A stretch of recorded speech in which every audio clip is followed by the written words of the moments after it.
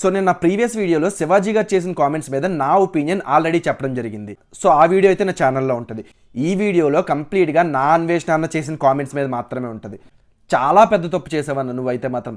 ఎవరిని టచ్ చేయకూడదు, వాళ్ళనే టచ్ చేసావు. తెలుగు రాష్ట్రాల్లో చాగంటి గారన్నా గరికిపాటి గారన్నా ఒక ఎమోషన్.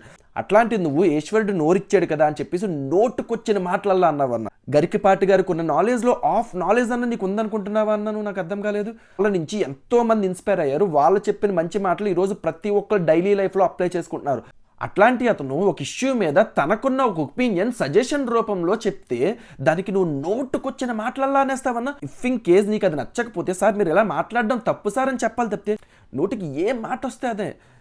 నేను ఒక క్వశ్చన్ అడుగుతానన్న, నువ్వు బెట్టింగ్ యాప్ టైంలో నీకు కొన్ని వందల లక్షల మంది సపోర్ట్ చేసిన టైంలో నువ్వు దీప్తి సునైన డ్రెస్ మీద ఏమని కామెంట్ చేసావన్నా? అలాంటిది నువ్వు ఈ రోజు అమ్మాయిల డ్రెస్సింగ్ కోసం పాజిటివ్గా సపోర్ట్ చేస్తున్నానని ఫీల్ అవుతున్నావంటే నువ్వు తెలివైన ఓడవని నువ్వు ఫీల్ అవుతున్నావు. కానీ నీ డబుల్ స్టాండర్డ్ మైండ్ ఆల్మోస్ట్ అందరికీ కూడా ఇప్పుడు ఎక్స్పోజ్ అయిపోయింది.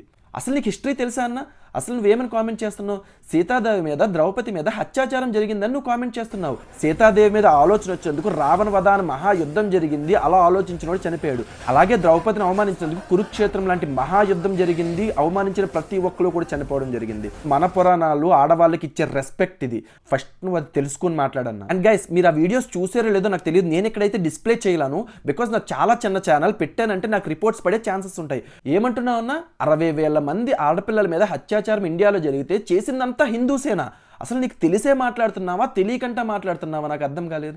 ఒక విషయం చెప్పబోయి 2 రాంగ్ మాటలు మాట్లాడారని చెప్పి శివాజీ గారి మీద ఇంత ఇష్యూ జరిగింది. అట్లాంటిది నువ్వు నోటుకొచ్చిన మాటలు మాట్లాడుతూ కూడా నువ్వు ఇంత ధైర్యంగా ఉంటున్నావు అంటే కేవలం నువ్వు ఫారెన్ కంట్రీస్లో ఉన్నావు అని చెప్పేసి నీ ధైర్యం. నాకు తెలిసి నువ్వు ఆల్రెడీ వేరే అదర్ కంట్రీస్లో సిటిజన్షిప్ కూడా తీసుకునే ఉండొచ్చు. సో అదే నీ ధైర్యం అని నేను అనుకుంటున్నాను. రీసెంట్ వీడియో కాల్స్లో కూడా నువ్వేం మాట్లాడుతున్నావు? ఇండియా మొత్తం పొల్యూషన్స్, ఇండియాలో రేపులు జరిగిపోతాయా? సో ఇట్లాంటి వాళ్ళని ఇంకా సపోర్ట్ చేస్తుంటే ఇంకా మీ ఇమాజినేషన్కి వదిలేస్తున్నాను. జై హింద్.